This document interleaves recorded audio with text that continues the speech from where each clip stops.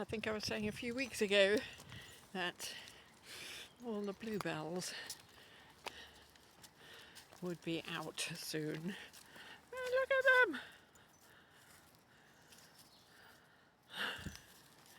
So pretty. Come on. And a bit further on, there's some wild garlic. The smell, especially when the sun is out. Oh. I always have 2 dogs on and 2 dogs off and rotate them because it's so twisty and turny here. And just in case we bump into a nervous owner or someone who uses this track who's maybe got a problem dog, you just don't know. Look at that wild garlic.